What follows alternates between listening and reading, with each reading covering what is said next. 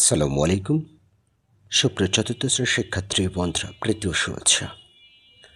আজকে তুলে ধরছি তোমাদের গণিত বইয়ের 172 পৃষ্ঠার স্তম্ভলেখ অঙ্কনের কৌশল, এবং সে সাথে এখানে লেখা আছে, শুধু আমি বিস্তারিত আলোচনা করব। মনোযোগ দিয়ে শুনলে অথবা দেখলেই বিষয়টি তোমাদের কাছে ক্লিয়ার হয়ে যাবে। এখানে লক্ষ্য করছে একটি চার্ট দেওয়া আছে। প্রথমে শিরোনাম কিভাবে একটি স্তম্ভলেখ আঁকতে হয়। তো এখানে ফলের নাম দেওয়া আছে কলা, আম, কাঁঠাল, লিচু, নারিকেল। মোট হচ্ছে 40 জন। শিক্ষার্থীর সংখ্যা কত? 8, 21, 7, 10। লিচু পছন্দ করে 10 জন, নারকেল 4 জন। এখানে শিক্ষার্থীর সংখ্যা দেওয়া আছে, অর্থাৎ কলা পছন্দ করে 8 জন। ডানের সারণীতে চতুর্থ শ্রেণীর শিক্ষার্থীরা কতজন কোন ফল পছন্দ করে তার বিবরণ দেওয়া আছে। স্তম্ভলেখটি আঁকে। প্রথমে একটি খালি ঘর। আসলে স্তম্ভলেখটির শিরোনাম কি? শিরোনাম হচ্ছে, প্রথমে লিখতে হবে শিক্ষার্থীদের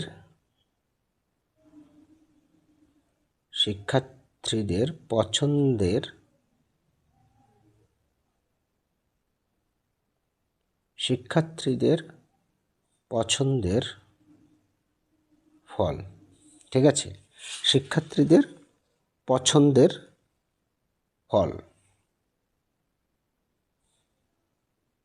ফল সংখ্যা দিলে ভালো হবে। শিক্ষার্থীদের পছন্দের ফল সংখ্যা, এটা হচ্ছে শিরোনাম হবে। আচ্ছা, এরপর এই যে এখানে একটি ফাঁকা ঘর রয়েছে, এখানে লক্ষ্য করছো, এখানে ফাঁকা ঘর রয়েছে সাইডে। এটা হচ্ছে শিক্ষার্থী সংখ্যা। এটা কি? শিক্ষার্থী সংখ্যা। শিক্ষার্থী সংখ্যা। আচ্ছা, এরপর নিচের দিকে আরেকটি ফাঁকা ঘর রয়েছে, সেটা হচ্ছে ফলের নাম। এই যে যেহেতু কলা, আম, কাঁঠাল আছে না, এটা ফলের নাম হয়ে গেল। এবার নিচে এর নিয়মটা দেওয়া আছে, এটা কিভাবে আঁকবে। তো আমি একটাবার পড়ে নিই, তোমাদের জন্য সুবিধা হবে।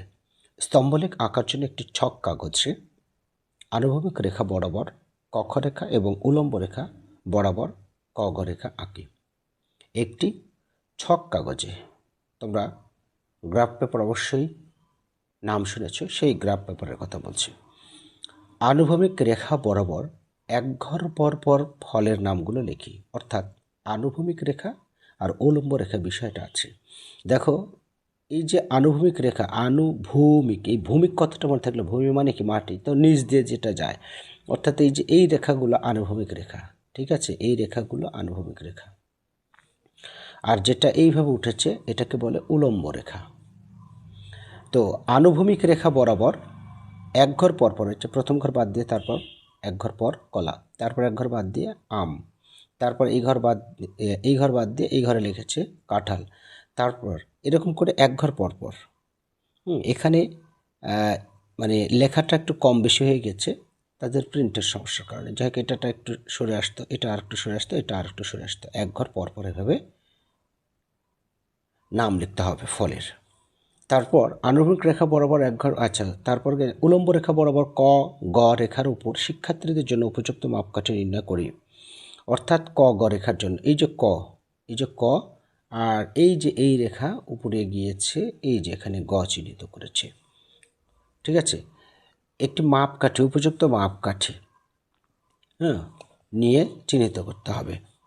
তারপর এখানে ছক কাগজ যখন নেবে তখন অ্যাকচুয়ালিভাবে মোটামুটিভাবে চিহ্নিত করে, যে প্রতি এক ঘরকে যদি একজন শিক্ষার্থী ধরো, এই যে একটা করে ঘর আছে না, এই এক ঘরকে শিক্ষার্থী ধরো, মোটামুটি মাপকাঠি দিয়ে একটি আন্দাজ করে নিতে হবে। ঠিক আছে, এটার কথাই বলেছে। তারপরে কোন ফল কতজন শিক্ষার্থী পছন্দ করে এই সংখ্যার উপর ভিত্তি করে কক্ষ রেখার উপর প্রতিটি ফলের জন্য স্তম্ভ আঁকে। এই যে কক্ষ আছে, এই যে কক্ষ, এই কক্ষ রেখার উপরে, অর্থাৎ এই আনুভূমিক রেখার উপরে স্তম্ভলেখ আঁকার কথা বলছে, অর্থাৎ এই যে চিহ্ন গাঢ় করে গাঢ় রং দ্বারা যে চিহ্নিত করেছে এই যে এই অংশটুকু, সেটার কথা বলছে। তারপর আনুভূমিক রেখার নিচের ফলের নাম এবং উলম্ব রেখার পাশে শিক্ষার্থীর সংখ্যা লিখি। অর্থাৎ এই যে ফলের নাম আমি লিখেছি এবং এই যে পাশে শিক্ষার্থীর সংখ্যা লিখেছি।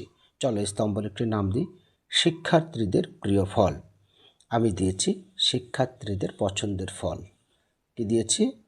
শিক্ষার্থীদের পছন্দের ফল সংখ্যা। ঠিক আছে, কোনো সমস্যা নেই। তবে এখানে যেহেতু দিয়ে দিয়েছে যে শিক্ষার্থীর প্রিয় ফল, তাহলে পছন্দের আর প্রিয় ফল একই বিষয় না? ওকে, এখন এটা আঁকতে হবে।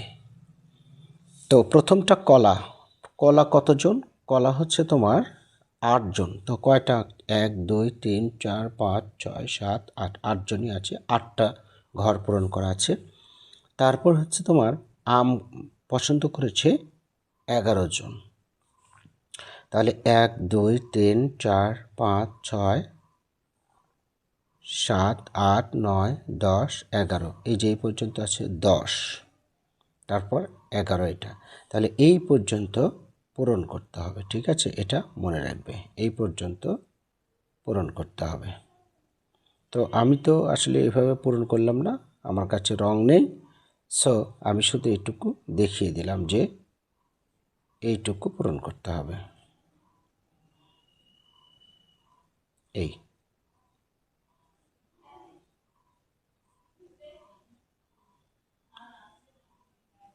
এই আচ্ছা, এর পরবর্তীতে কাঁঠাল। কাঁঠাল হবে যে এই ঘরে, হ্যাঁ একটু কম বেশি হয়ে গেছে এদের প্রিন্টিংটা। কাঁঠাল হবে এই ঘরে। তো কাঁঠাল কয়জন আছে? 7 জন। তাহলে 7টা পূরণ করতে হবে। 1 2 3 4 5 6 7, এই যে এই পর্যন্ত পূরণ করলেই হয়ে যাবে। ঠিক আছে, এই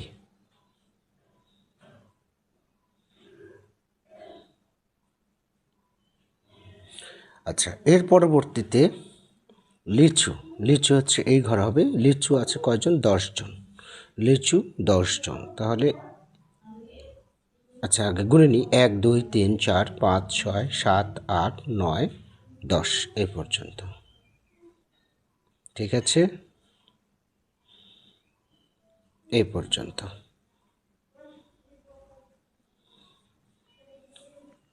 আচ্ছা, পরবর্তীতে লিচু এই ঘরে হবে, নারকেল হবে এই যে এই ঘরে।